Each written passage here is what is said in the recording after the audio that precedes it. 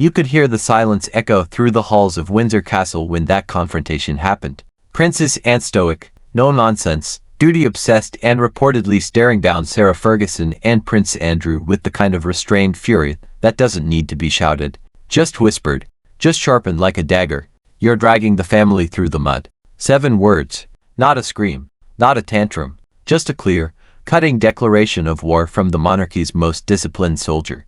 And honestly, could anyone blame her? If you want more unfiltered royal truth, not the palace-approved version, hit like, subscribe and tell us in the comments, are Beatrice and Eugenie breaking the cycle or repeating history? Stay tuned. The tea only gets hotter. Because when it comes to scandal, disgrace, and reputational carnage, no one has inflicted more long-term damage to the royal brand than the disaster duo, Fergie and Andrew. They were once royalty's wild cards fun, cheeky, a break from the stiff upper lip. Now, they're the family's cautionary tale. A slow-motion car crash the monarchy keeps trying to look away from, but can't, because every new headline pulls them back into the wreckage. Let's talk about Sarah Ferguson first. Once upon a time, she was the people's duchess. Warm, relatable, even a little goofy, everything Diana wasn't. But while Diana carved out sainthood with grace and tragedy, Fergie, she chose chaos. And credit where it's due, she committed. From her infamous toe-sucking tabloid photos to being caught in a sting operation selling access to Prince Andrew for £500,000, yes, literally selling royal influence over wine and casual bribes, Fergie didn't just flirt with scandal. She married it. She built a villa with it. She furnished it with Swiss debt, shady financiers, and Jeffrey Epstein-linked gifts. And every time the public thought she'd gone quiet, there she was again, flying private, buying chalets she couldn't afford, sending suspicious emails to convicted predators. And Andrew, well, let's not pretend he's the innocent party here. The man has turned royal disgrace into an Olympic sport. From his ties to Epstein, to that infamous Newsnight interview where he couldn't even fake remorse, Andrew's fall from grace hasn't just been spectacular, it's been radioactive. The Queen stripped him of his military titles. He's been benched from royal duties. He's become the unwanted uncle everyone wishes would stop showing up to Christmas. But here's the problem. They won't go away. They still cling to the periphery, still hover around royal events, still draw headlines, and behind closed doors, still act like they're owed something. So it makes sense that Princess Anne, the no-frills workhorse of the monarchy, who's carried out thousands of engagements without complaint, would snap, would pull them aside and say what the rest of the family is thinking, but too diplomatic to voice. You're dragging us down. Because this isn't just about a scandal here and there. This is about legacy. The monarchy is in a fragile state. With Queen Elizabeth gone and King Charles stepping into the spotlight, the entire institution is walking a tightrope, balancing tradition and relevance in a world increasingly skeptical of crowns, castles, and inherited privilege. The last thing they need is Fergie giving another interview about how misunderstood she is while hiding from Swiss creditors. And gets it. She always has. She's the kind of royal who shows up, does the job, and leaves. No scandals. No spectacle. And that's why her fury matters. Because when she speaks up, you listen. This isn't Meghan firing back from California. This is the monarchy's iron spine telling you to sit down and shut up for the good of the family. And what's so frustrating about Sarah and Andrew is that they just don't get it. Fergie, in particular, has mastered the art of victimhood. Every scandal, every headline, every eyebrow-raising association she spins it. She's misunderstood. She's been used. She's learning. She's growing. But what she's not doing is taking responsibility. Not really. Not when she's still blaming external forces. Not when she's painting her royal exile as liberation. Not when she's reportedly planning to move abroad with the help of a wealthy new partner because her UK image is, well, toxic. And Andrew, let's be honest, he lives in a world of denial. A palace of delusion where he's still HRH in spirit, even if the rest of the country has removed the letters from his name and replaced them with disgraced. He may be silent now, hiding behind gates and protocol, but make no mistake, his presence still stains everything it touches. So when Anne delivers that line, "You're dragging the family through the mud," it's not just anger. It's grief. It's exhaustion. It's years of loyalty, dedication, and quiet service being sabotaged by two people who can't let go of the privilege they've already burned to ash. And the tragedy? They could have had it all. They had the love of the public, the Queen's support, beautiful daughters who somehow managed to stay above the mess, Beatrice and Eugenie are doing the work, living quieter lives, focusing on careers, charity, family. They've spent years distancing themselves from their parents' dysfunction, building an identity separate from the scandal cloud that's constantly hanging over the York branch of the family tree. But even they can't fully escape it. Every time Fergie's name hits the tabloids, or Andrew's face reappears, it drags their progress back 10 steps. You can't outrun a shadow when it keeps stepping into the spotlight. And that's why the royal family is reportedly reaching its limit. They know the stakes. The world is watching. The press is waiting. One false move, one whispered rumor of Andrew attending a state event, one leaked image of Fergie cozying up to shady elites, and it all comes crashing down again. Anne's confrontation wasn't just personal, it was institutional. A warning, a red line, one last shot across the bow before the drawbridge is pulled up for good.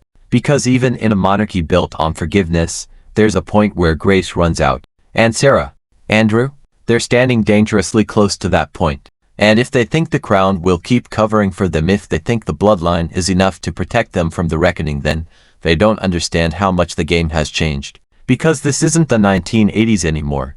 This is the era of accountability. And no title, no tabloid charm can protect you from that. And if you think Princess Anne's warning was just a one-off royal scolding, a private dressing down behind closed doors with no ripple effect, then you clearly don't know how the monarchy works. Anne isn't the type to stir drama. She's not flashy. She doesn't leak. But when she confronts you, it's already too late. It means patience has evaporated. It means the entire machine is fed up and someone's been chosen to deliver the message with cold, clipped clarity. And who better than the Princess Royal, the no-nonsense, horse-loving, protocol-worshipping backbone of the firm? You're dragging the family through the mud. It wasn't just a warning, it was an ultimatum. And it came at a time when the monarchy, fresh off the emotional and institutional trauma of losing Queen Elizabeth II, is desperate to recalibrate, desperate to streamline, to modernize, to survive. And then, amid all that, comes Fergie and Andrew, still clinging to the wreckage. Sarah Ferguson, the walking paradox, equal parts survivor and saboteur, still hovering on the edges of royal life like an embarrassing ex who refuses to leave the party. She's not technically a royal anymore, hasn't been for years, but she's still living at Royal Lodge. Still hanging off Andrew's disgraced coattails. Still popping up at royal-adjacent events with that manic grin and endless PR spin.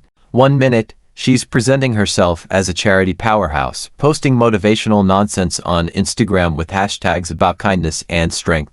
The next minute, she's back in the headlines for unpaid debts in Verbier or being linked again to that festering wound of a scandal, Jeffrey Epstein. And no matter how many times she tries to repackage herself, whether it's as a children's book author, a self-help speaker, or the rebel duchess with a heart, the stink of misjudgment follows her like smoke on silk. It always comes back. Because you can't rewrite history when it's already been televised, photographed, leaked, and immortalized in court filings. And then there's Andrew, the disgraced prince who acts like he's on some sort of extended vacation rather than in exile. Let's not sugarcoat this. The man has zero public role, zero trust, zero credibility. Yet he still clings to the trappings of status, the estate, the uniforms he's not allowed to wear, the idea that he could somehow stage a return. It's delusional. Worse, it's dangerous. Because every time his name bubbles back into the news cycle, it hurts the entire royal family. It reopens wounds. It invites scrutiny. It fuels the anti-monarchy sentiment that's simmering just below the surface of British public life. And Anne knows it. She's watched the monarchy weather storm after storm, Diana, Charles and Camilla, Megxit.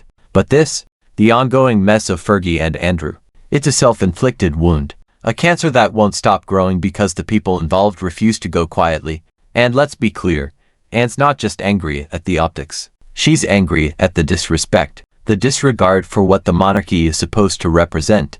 Duty, service, silence in scandal. A kind of graceful, ironclad dignity. Fergie and Andrew, they represent the opposite. They represent selfishness, excess, arrogance. A refusal to acknowledge that the world has changed and that royal life now demands not just pomp and pageantry, but accountability. And maybe Anne has tolerated it for years.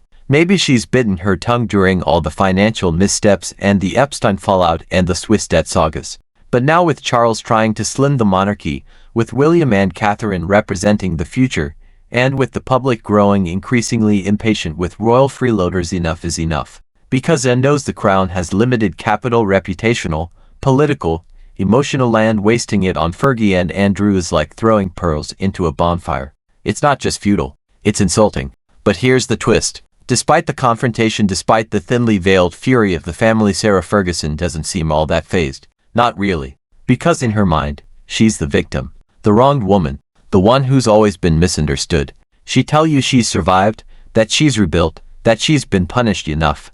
She point to her charity work, her book deals, her resilience. She claims she's a free spirit who doesn't play by the rules, and isn't that what the world needs more of? But it's all smoke, and everyone sees it, especially the senior royals. What Sarah frames as resilience increasingly looks like refusal to grow up. A refusal to admit that her choices have consequences not just for her, but for the institution she once married into and continues to tarnish by association.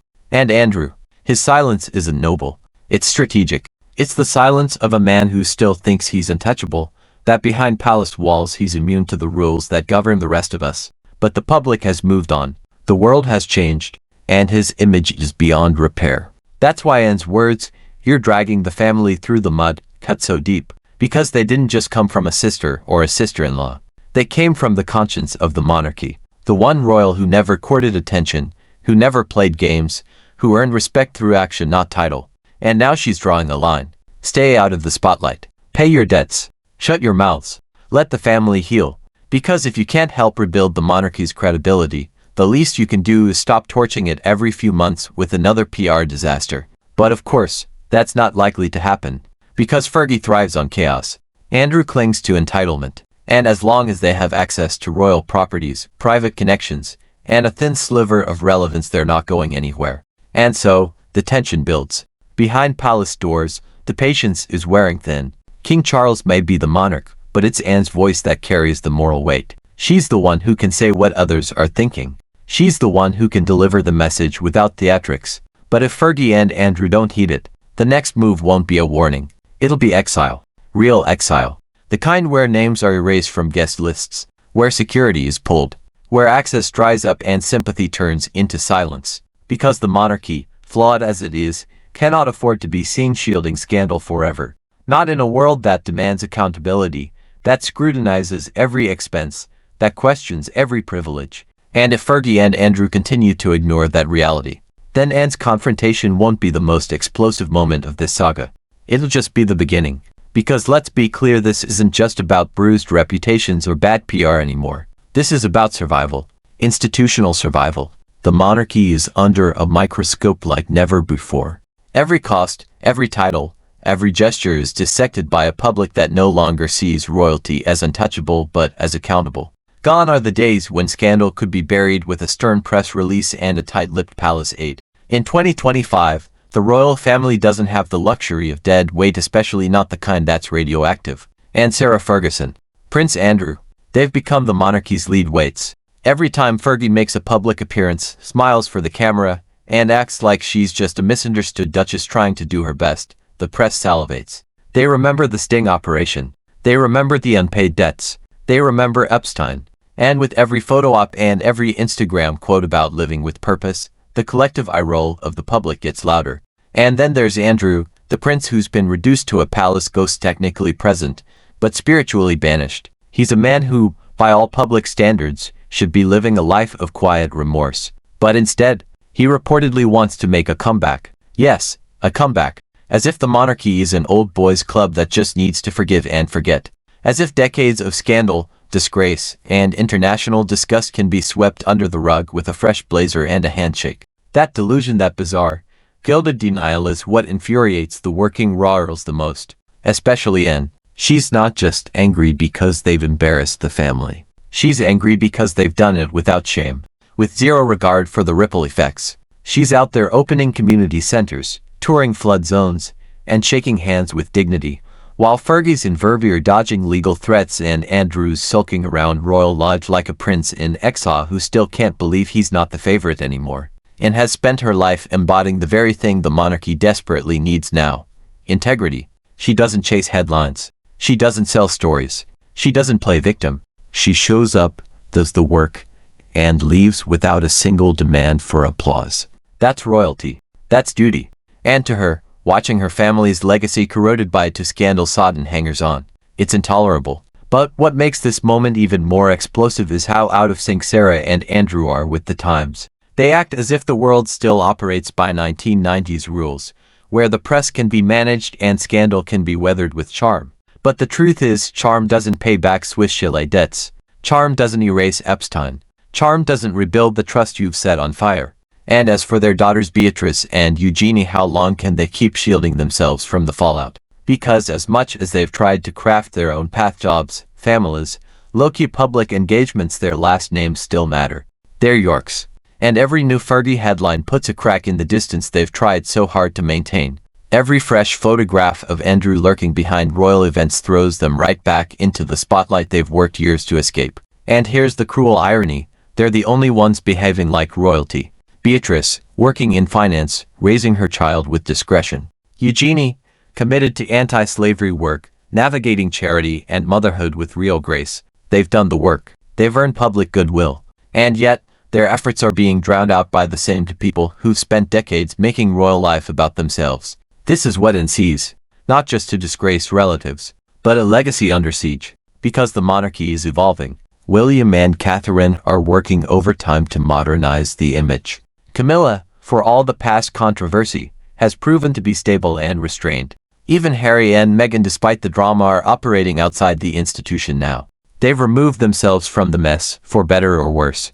But Sarah and Andrew, they're not out, not truly. They're still lingering in royal spaces, still appearing just close enough to cause damage but far enough to deny responsibility. It's the worst kind of limbo where no one knows how to handle them, and so nothing changes.